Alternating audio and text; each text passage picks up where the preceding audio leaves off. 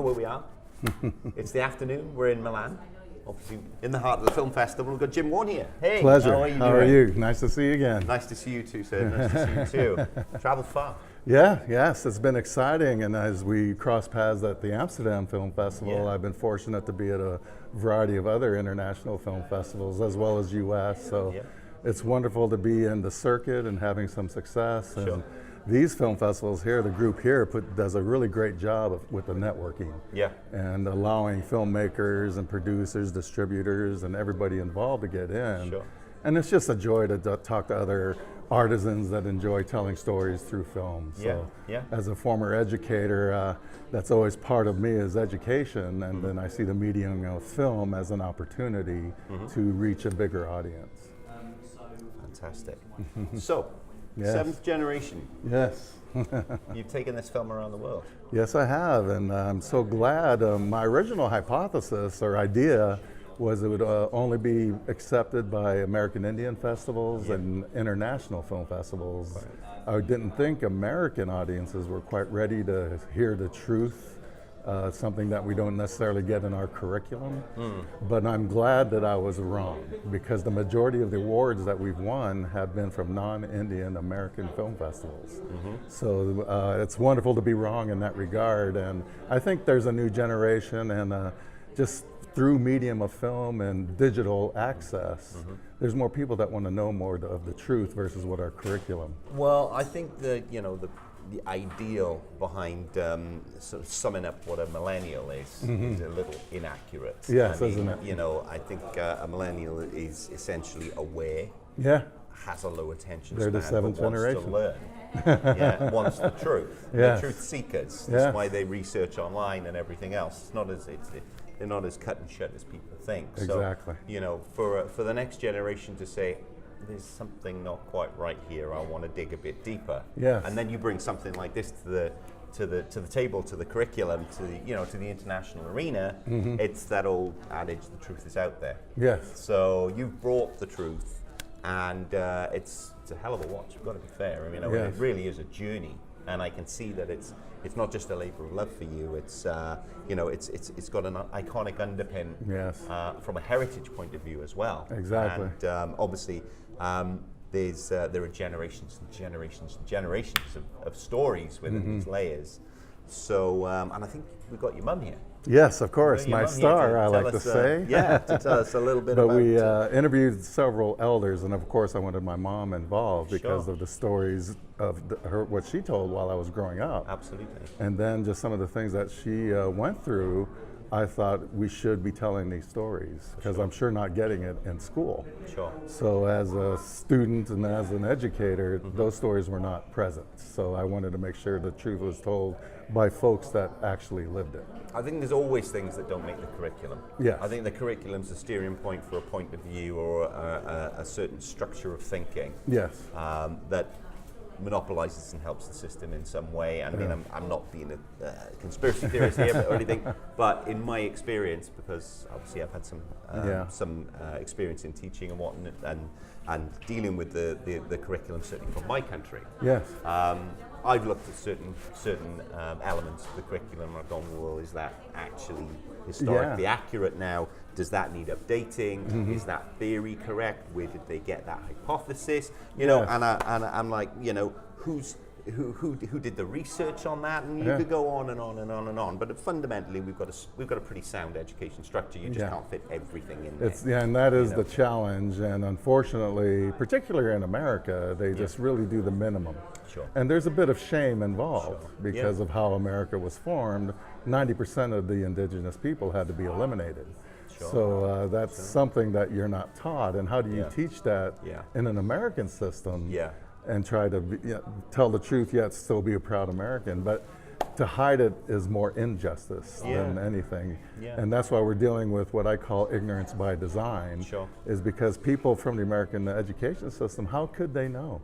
How could they not know some of these things? So it's interesting from a European, I've been fortunate to teach in Europe and in Asia, and they know more about American Indian history than Americans do. Absolutely. And that's a sad testament. And one of my efforts as an educator and advocate is to improve that. And it's slowly changing, and the medium of film is allowing folks to go, oh, why didn't I not know that?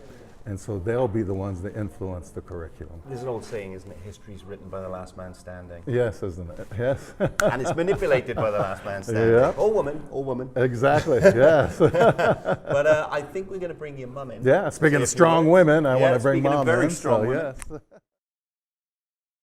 Hello, Mum. How are you? Hi. Good. I'm very good. Welcome. Very proud. Welcome to Milan. Thank you. Welcome to Milan. Has he treated you? Has he taken you Oh out my about gosh, both my daughter-in-law and my son have taken me everywhere in Milan, and we went shopping at the market this morning. And Fantastic. Fantastic. Having a good time. Oh, that's wonderful. That's Yes. wonderful. Clearly, you're a proud mother. Clearly, you're a proud mother.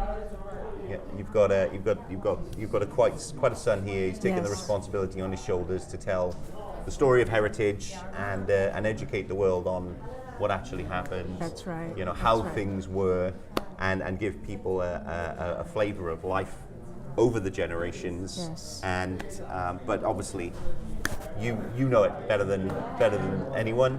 So what was if you were to give me a glimpse of one of those experiences that he's touched on within the story that we've seen, what would it be?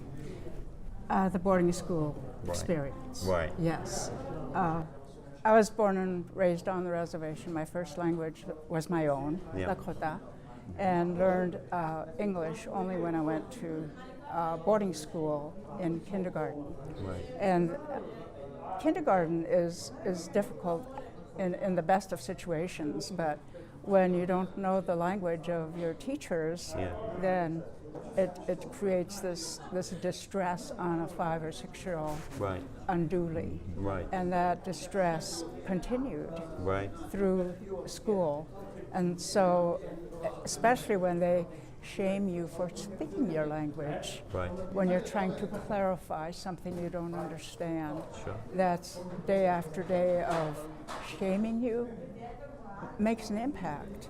And of course, today, scientific knowledge is proving that historical trauma is for real.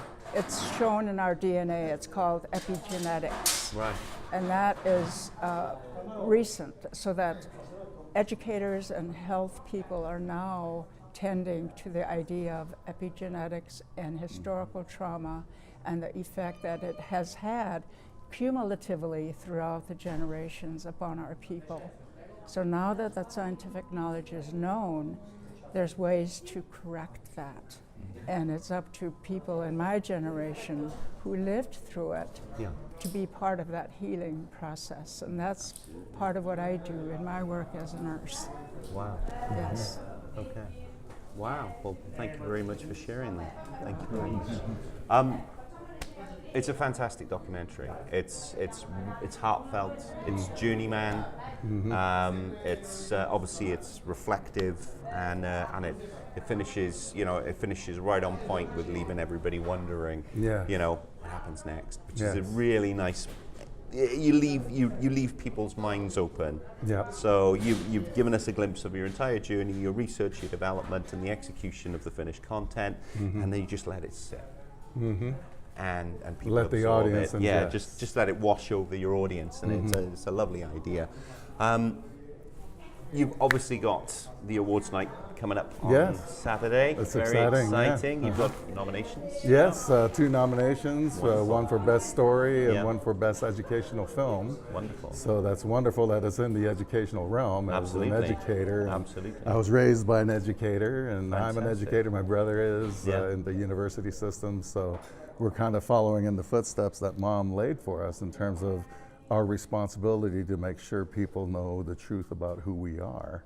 And not only that, for us to be proud to be Lakota men in a society that didn't necessarily teach us to be proud of who we were. So that's something in honor of all those kids in boarding schools, all those unknown graves at those boarding schools. Sure. You know, usually when you hear a boarding school experience, I generally ask, oh, how big was your cemetery? And they go, cemetery? We didn't have one. So when you think of the many of those kids that perished, and then Wounded Knee Massacre, is very personal because we have family buried in that mass grave. Wow. So I always wonder when I see the pictures of the mass grave and the bodies, who was my relative? And they're number 18 on that list of the families that perished that day. So there's so many realms of history, and then the personal experience that Mom taught us. And this movie is in honor of my mother, my Ina. You know, I want her to be proud of us, but also know that we're doing what we're supposed to do as Lakota men. Wow. Well, on that note, thank you so much for coming in, Joe. It's a pleasure. Thank you so Thank much. you so much. And Mama, thank you. you so much for coming in. Thank you, Mom. You're welcome. Yeah. Thank you very much. The Warren family, thank right. you. Thank you so much. Talamia, Washte.